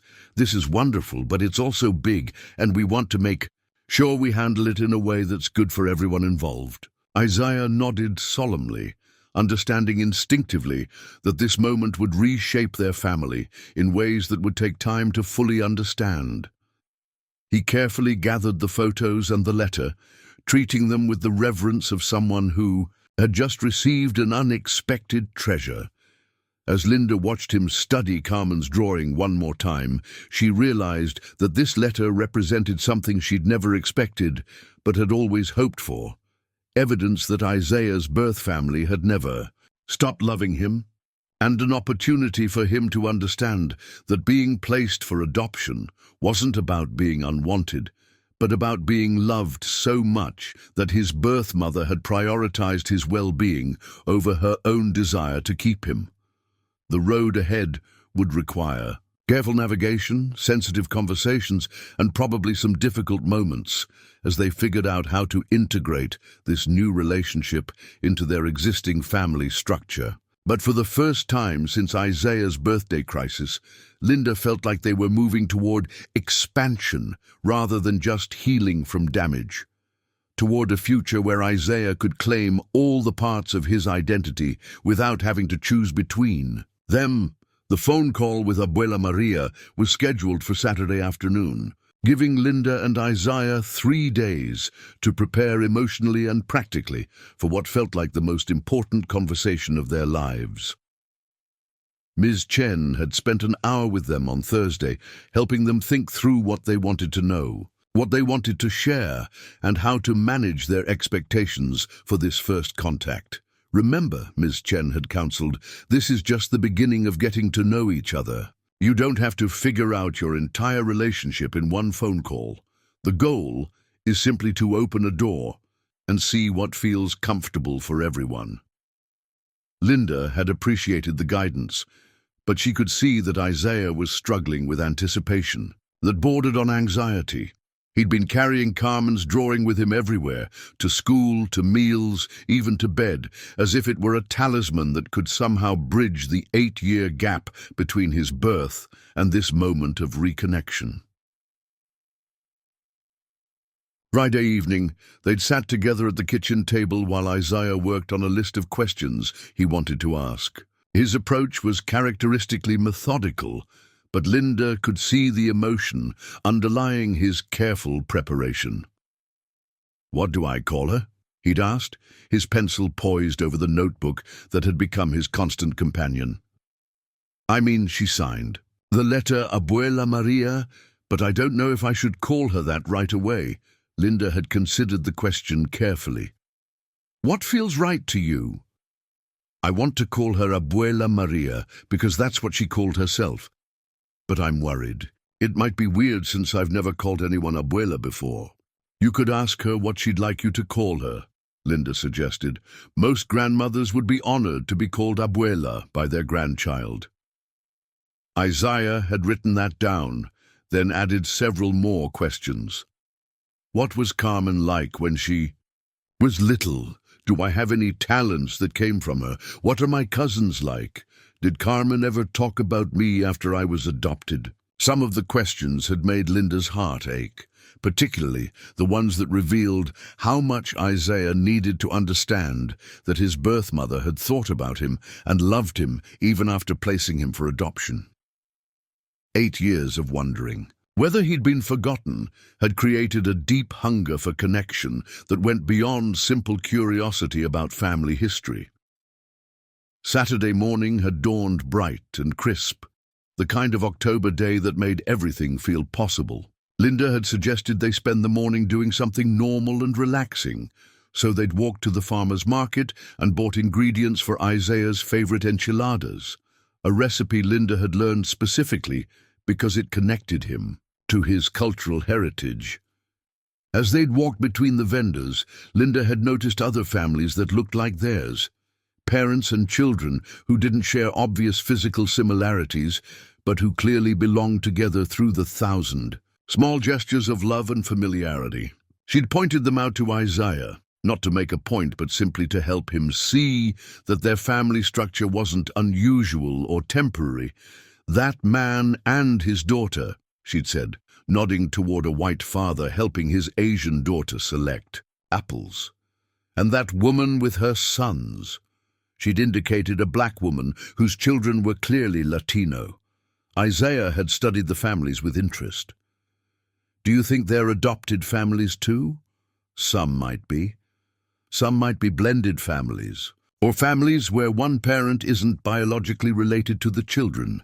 The point is, there are lots of ways that families get built, and they're all real families. Even when they're about to get bigger, Isaiah had asked. The question had caught Linda off guard. What do you mean?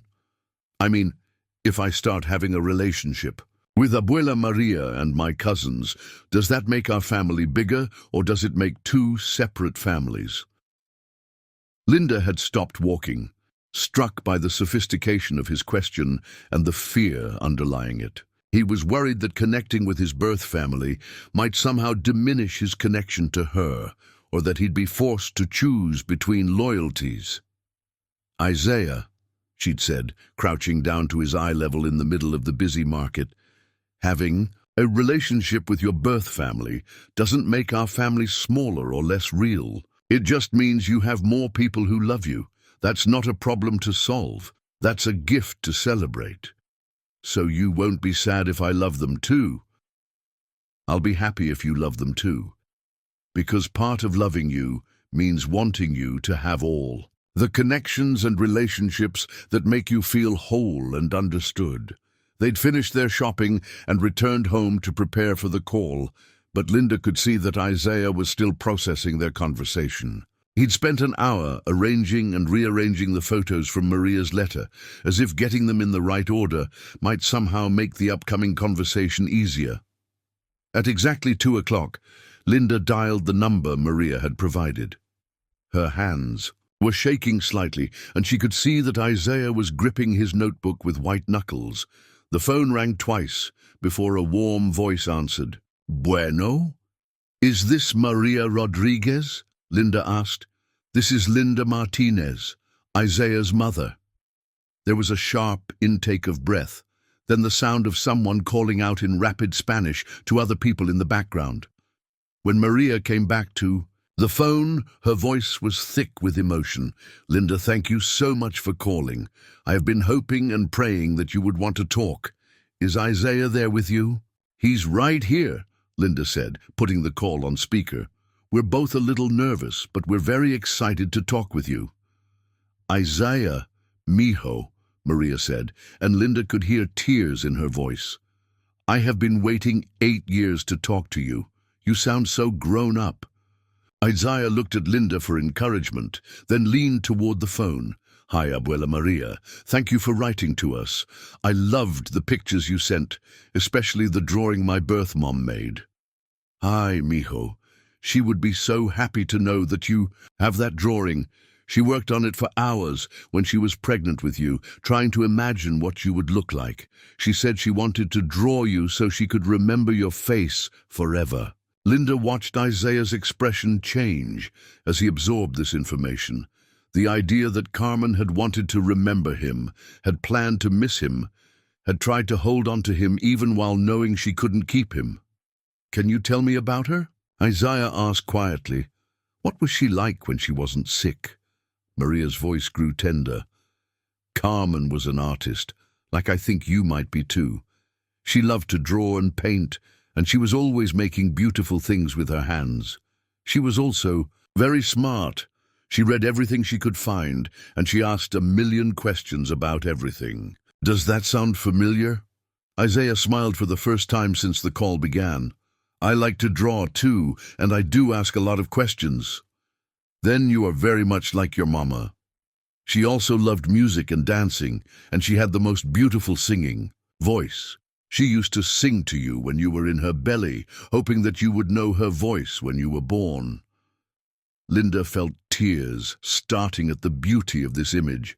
Carmen singing to Isaiah before his birth, trying to create a connection that would survive separation. "What else can you tell me about her?" Isaiah asked. "She was brave, mijo. When she realized that she was too sick to take care of you the way you needed, she didn't think about what would be easier for her. She only thought about what would be best for you. She met with many families before she chose your mama Linda, because she wanted to make sure you would go to someone who would love you the way she loved you." Isaiah looked at Linda with surprise. "She chose us?" "She chose your mama specifically," Maria confirmed. She said Linda was a nurse who took care of children, and that meant she would know how to take care of you. She said Linda had kind eyes and gentle hands, and that she asked the right questions about wanting to help you know about your culture and your family history. Linda had forgotten about that conversation with Carmen, a brief meeting facilitated by the adoption agency where they discussed Linda's commitment to helping Isaiah understand his heritage. It had seemed routine at the time, but learning that it had influenced Carmen's decision made it feel sacred in retrospect. "Abuela Maria," Isaiah said, his voice growing stronger, "can you tell me about my cousins? Are they really excited to meet me?" Maria laughed, and the sound was warm and musical. "Mijo, they have been planning what to show you and teach you since they were little. Rosa's daughter, Sophia, is 9 years old, and she has been saving pictures and stories to share with you for years. Miguel's son, David, is 8 like you, and he plays soccer and loves superheroes just like you do. They know about me. We all know about you. We have pictures of you from when you were little that Linda sent to the adoption agency, and we put them on our refrigerator next to pictures of all the other grandchildren and nieces and nephews. You have always been part of our family, mijo. We just haven't been able to be part of yours until now." Linda watched Isaiah process this information, the idea that he'd been claimed and remembered and loved by people he'd never met, that his pictures had been on a grandmother's refrigerator alongside his cousins, that he'd never been forgotten or erased from his birth family's story. "Would it be okay if we met in person sometime?" Isaiah asked. "I mean, if my mom thinks it's okay." Linda nodded at him encouragingly. "Nothing would make me happier," Maria said, "but we want to do this in whatever way feels comfortable for you and your mama. Maybe we could start with a video call so you can see everyone, and then if that goes, well, we could plan a visit." They talked for another 30 minutes, with Maria sharing stories about family traditions, holiday celebrations, and the various cousins who were eager to meet Isaiah. By the end of the call, Isaiah was laughing and asking follow-up questions with the enthusiasm Linda remembered from his early days with her, when everything was new and worth exploring.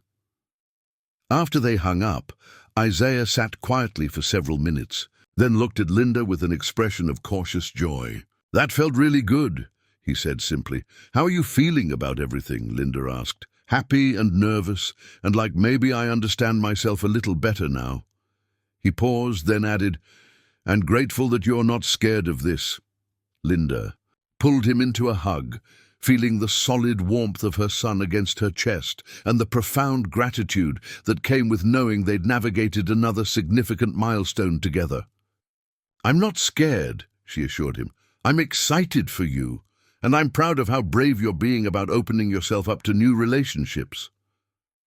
"Do you think we could do a video call next weekend?" Isaiah asked.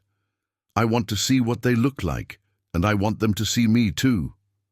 "I think that sounds like a perfect next step," Linda agreed. As they began preparing dinner together, Linda marveled at how much their world had expanded in just 1 week. The letter from Maria had opened a door to connections that would enrich Isaiah's understanding of himself and his place in the world. But more importantly, it had shown both of them that love wasn't diminished by being shared, it was multiplied. The journey ahead would require continued sensitivity and careful attention to everyone's emotions. But Linda felt confident that they were building something beautiful, not replacing their family with another one, but expanding their definition of family to include all the people who had loved Isaiah from the beginning and wanted to be part of his future. The video call was scheduled for Sunday afternoon, and Isaiah had spent the entire morning preparing. He'd changed his shirt 3 times, arranged Carmen's drawing and his notebook just so on the kitchen table, and asked Linda approximately 15 times if she thought his hair looked okay. The nervous energy radiating from him was infectious. Linda found herself checking her own appearance in the hallway mirror and tidying up areas of the house that wouldn't even be visible on camera. "What if they don't like me?" Isaiah asked for the fourth time as Linda helped him set up the laptop at the kitchen table. "What if I'm different from what they expected?" "Isaiah," Linda said gently, sitting down beside him, "they've been loving you for 8 years without even knowing you. I think they're going to like the real you just fine." At exactly 2 o'clock, Linda clicked the video call link that Maria had sent. The screen flickered for a moment, then filled with faces, so many faces that Isaiah gasped audibly. The call connected to what appeared to be Maria's living room, where an extended family had gathered with the kind of organized chaos that came from trying to fit multiple generations into a single frame. "Mijo!" Maria's voice came through clearly as she waved at the camera. "Look at you! You're so handsome!" Isaiah beamed, and Linda could see him visually cataloguing the faces on screen, trying to match them with the descriptions Maria had provided. During their phone call, in the center sat Maria herself, a woman in her 60s with silver-streaked hair and Isaiah's exact smile. Flanked around her were various family members, from teenagers to toddlers, all crowding together to get a glimpse of their long-awaited cousin. "Isaiah, I want you to meet everyone," Maria said, beginning what was clearly a carefully planned introduction. "This is your tia Rosa." A woman who looked like an older version of Carmen waved enthusiastically. "And this is your Tio Miguel." A man in his 30s grinned and gave a small salute. "And these are your cousins," Rosa said, gently pushing forward a girl who appeared to be about 9 years old. "This is Sophia. She's been so excited to meet you that she couldn't sleep last night." Sophia waved shyly, then held up a drawing she'd made. "I drew this for you," she said. "It's our family tree, but I left a space for you at the top next to my picture." Isaiah leaned closer to the screen, studying the carefully drawn tree with its branches labeled with names and ages. "That's really good," he said sincerely. "I like to draw too." "I know," Sophia said, her shyness evaporating. "Abuela Maria told us. She said your birth mom was an artist, and that's probably where you got it from." A boy who looked remarkably like Isaiah appeared next to Sophia. "I'm David," he announced. "I'm 8 like you, and I play soccer. Do you play soccer?" "Yeah, I'm on my school team," Isaiah replied, and Linda could see him relaxing as the conversation shifted to familiar territory. "David brought his soccer ball to show you," Miguel said, and David held up a well-worn ball covered in signatures. "It's signed by his whole team. He was hoping maybe you could meet them sometime." The conversation flowed from there, with various family members taking turns sharing pieces of their lives with Isaiah. They showed him photos of family gatherings, told him about their school activities, and asked him questions about his interests and hobbies with the genuine curiosity of people who wanted to really know him. What struck Linda most was how naturally Isaiah fit into the rhythm of their conversation. The family spoke a mixture of English and Spanish, with the older generation defaulting to Spanish when they got excited and the younger cousins seamlessly translating. Isaiah didn't speak Spanish, but he seemed to understand some of it through context and the universal language of family affection. "Mijo," Maria said after about 20 minutes of general conversation, "I want to show you something special." She reached off camera and brought back a small wooden box. "These are things that belong to your Mama Carmen. I've been saving them, for you." She opened the box and began taking out items one by one. A silver bracelet with small charms, a pressed flower from her high school graduation corsage, a small notebook filled with poems and sketches, and finally, a letter sealed in an envelope with "Para mi hijo" written on the front in Carmen's careful handwriting. "She wrote this when she was pregnant with you," Maria explained, her voice thick with emotion. "She asked me to give it to you when you were old enough to understand it." Isaiah stared at the letter through the screen, his eyes wide. "She wrote me a letter?" She wanted you to know how much she loved you and why she made the choice she made. She wanted you to understand that giving you to Linda wasn't about not wanting you. It was about wanting the best possible life for you. Linda felt tears starting as she watched Isaiah process this revelation. A letter from his birth mother, written specifically for him to read when he was old enough to understand the complexity of her decision. Could you read it to me?" Isaiah asked quietly. Maria looked at Linda questioningly, and Linda nodded. This felt like something Isaiah should hear, surrounded by the love of both his families. "Are you sure, mijo?" Maria asked.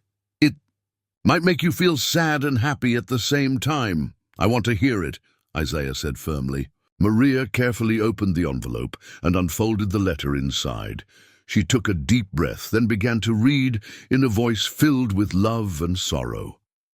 "My beautiful son, if you are hearing this letter, it means you are old enough to understand some very grown-up things about love and sacrifice and the hardest decisions a mother can make." Linda reached over and took Isaiah's hand as Maria's voice filled their kitchen with Carmen's words from 8 years ago. Words of love, explanation, hope, and blessing for the future that Carmen wouldn't be able to share with her son, but desperately wanted him to have. Maria's voice grew steadier as she continued reading Carmen's letter, each word carrying the weight of a young mother's love and sacrifice across 8 years. "My beautiful son, if you are hearing this letter, it means you are old enough to understand some very grown-up things about love and sacrifice and the hardest decisions a mother can make. First, I want you to know that you were wanted. From the moment I knew you were growing inside me, I loved you with everything I had.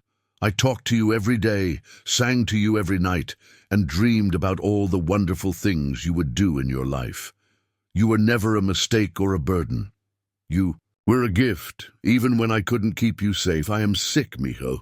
I have a disease called addiction that makes it very hard for me to take care of myself, and impossible for me to take care of you the way you deserve.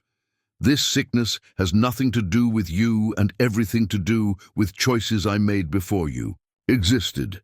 You did not cause this, and you cannot fix it no matter how perfect or good you try to be. I spent months looking for the right family for you. I didn't want just anyone. I wanted someone special, someone who would love you the way I love you, but could also give you all the things I cannot. When I met Linda, I knew she was the right person. She has gentle hands like my mother, and she asks thoughtful questions like my father used to. She will teach you to be strong and kind and proud of who you are. I want you to know about your family, about where you come from. Your abuela Maria is the strongest woman I know. She raised 4 children by herself and taught us all that family is everything. Your tío Miguel loves to fix things with his hands and will teach you to build and create. Your tia Rosa has the most beautiful singing voice and will help you find music in your heart. You have cousins who are waiting to meet you and to be your friends. You are part of a long line of people who worked hard, loved deeply, and never gave up hope even when things were difficult. You carry our strength in your bones and our dreams in your heart. Being placed for adoption doesn't mean you lose this heritage. It means you get to carry it into a new family that will help you honor it. I know that someday you might have questions about why I couldn't get better, why love wasn't enough to make me healthy, why I chose to let you go instead of fighting harder to keep you. These are questions I ask myself every day. The only answer I have is this. Sometimes the most loving thing a parent can do is admit that someone else can give their child what they cannot. Linda will be your real mother.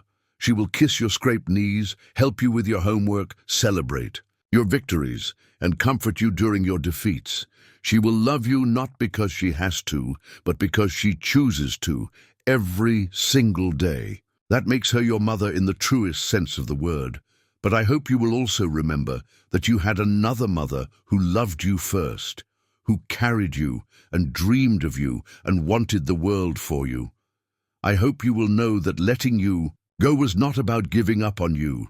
It was about believing in you so much that I was willing to break my own heart to give you the chance at happiness that you deserve. I am leaving you with my mother and my family, who will love you and claim you as their own. You belong to them, and they belong to you, no matter how far apart you might live or how long it takes to find each other again. Draw beautiful pictures like I used to do. Ask a million questions like your grandfather did. Sing loudly like your Tia Rosa. Build things with your hands like your Tio Miguel. Love fiercely like your Abuela Maria.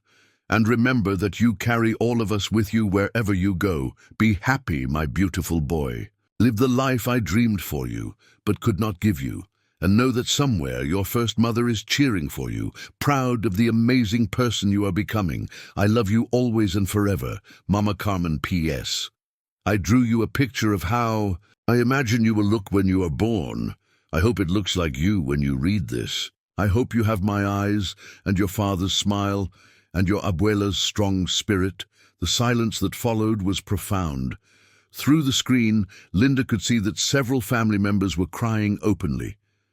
Isaiah sat perfectly still beside her, tears streaming down his face, but his expression was one of wonder rather than sorrow. "She loved me," he said quietly, his voice filled with awe. "She really, really loved me. So much, mijo," Maria said through her own tears. "More than you can imagine. And she chose Mom Linda specially for me." She interviewed many families, Rosa added, leaning into the frame. "But when she met your Mama Linda, she came home and told us, 'I found her. I found the woman who will love my baby the way I want him to be loved.'" Isaiah turned to Linda with an expression of profound gratitude. "She picked you to be my mom because she knew you would take good care of me." Linda nodded, unable to speak around the emotion clogging her throat. "And I'm really part of your family too?" Isaiah asked, looking back at the screen full of relatives. "You have always been part of our family," Miguel said firmly. "We have been waiting 8 years to tell you that we love you, and we are proud of you, and you belong with us." Isaiah studied the faces on screen, his faces, his family, his people, and Linda watched as something fundamental shifted in his understanding of himself. The boy who had questioned his worth and belonging was seeing himself reflected not just in features and genetics, but in the kind of fierce, protective love that had been safeguarding his place in the world since before he was born. "I want to meet you all in person," Isaiah said, his voice growing stronger. "I want to hug my Abuela Maria and play soccer with David and see Sophia's drawings and learn about everyone." "Nothing would make us happier," Maria said. "We will plan a visit very soon." As the call began to wind down, with promises to talk again soon and plans to coordinate an in-person meeting, Linda realized that they had just witnessed something extraordinary. Isaiah had received the missing piece of his identity puzzle. Not just information about his birth family, but proof that he had been loved, chosen, and claimed by multiple families throughout his life. The journey that had begun with a broken paper crown on his 8th birthday had led to this moment of complete belonging, where Isaiah could finally understand that being adopted didn't mean being unwanted. It meant being so deeply loved that multiple families had worked together to give him the best possible life. 6 months later, Linda stood in the same laundry room where she'd found Isaiah on his 8th birthday, but this time she was smiling as she folded his clothes. The space no longer held the memory of crisis and tears. Instead, it had become just another ordinary room in their house, where ordinary family life unfolded with comfortable predictability. Through the window, she could see Isaiah in the backyard, with his cousin David, who was visiting for spring break. The two boys were attempting to build what Isaiah called a family fort, an elaborate structure made from cardboard boxes, sheets, and an ambitious engineering plan that seemed to defy several laws of physics. Their laughter carried through. The glass, punctuated by spirited debates about whether the fort needed more windows or better structural support. The transformation in Isaiah over the past months had been remarkable, but not in the dramatic way that movies suggested. There had been no single moment of complete healing, no instant resolution of all his identity questions.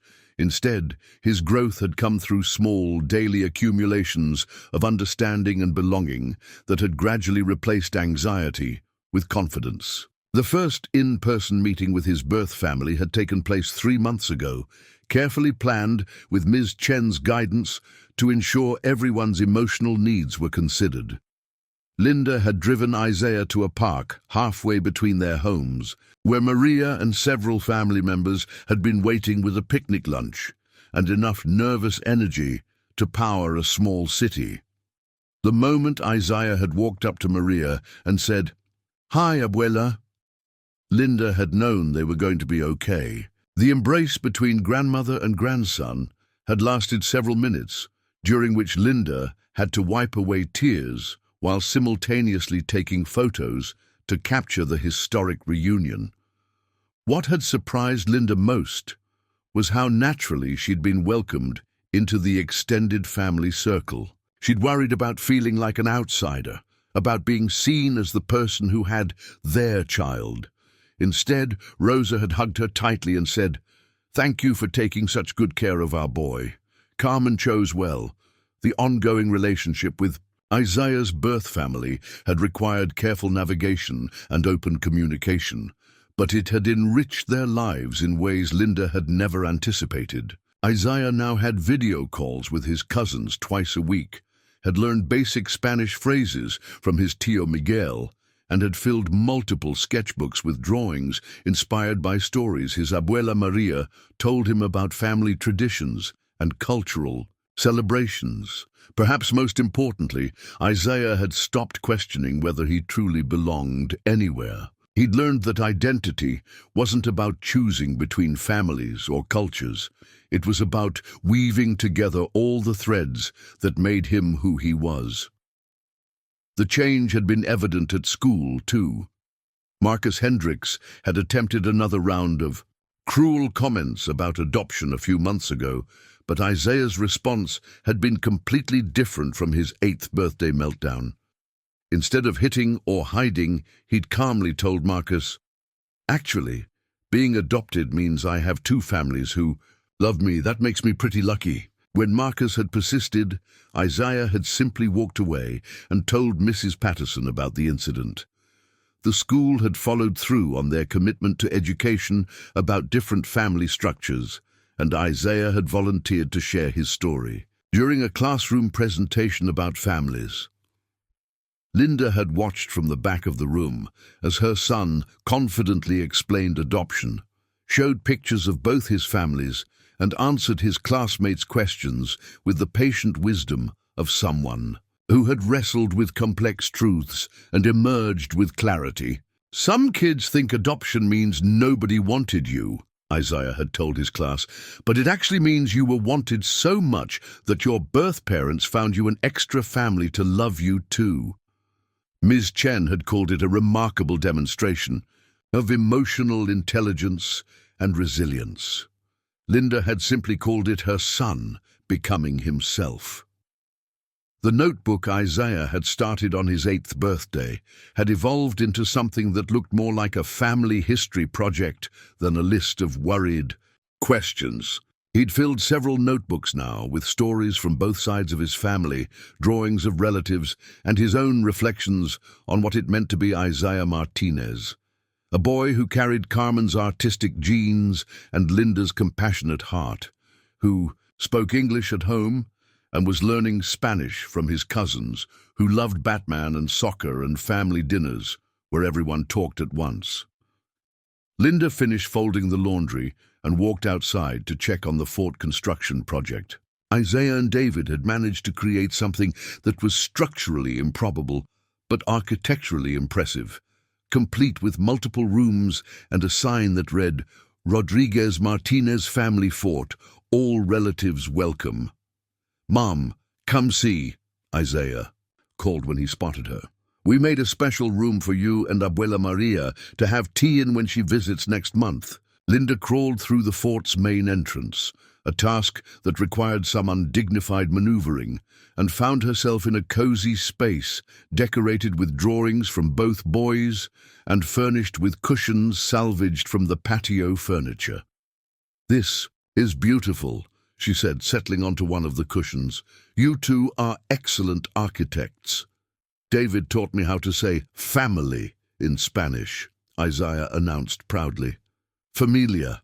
And I taught him how to make paper airplanes like you showed me." As the boys continued their construction project, Linda sat in their makeshift fort and marveled at how completely their world had changed since that devastating birthday 6 months ago. The crisis that had felt like an ending had actually been a beginning, the start of a journey toward a more complete understanding of family, identity, and belonging. Her phone buzzed with a text from Maria. "Can't wait to see everyone next month. David has been practicing his English to impress his primo Isaiah. Rosa is planning to teach them both how to make tamales." Linda typed back, "Isaiah has been practicing Spanish phrases to surprise you. He can't wait to show you his latest drawings." The exchange represented something that had seemed impossible 6 months ago. Easy, natural communication between families who had once been strangers but who were now connected by their shared love for one remarkable boy.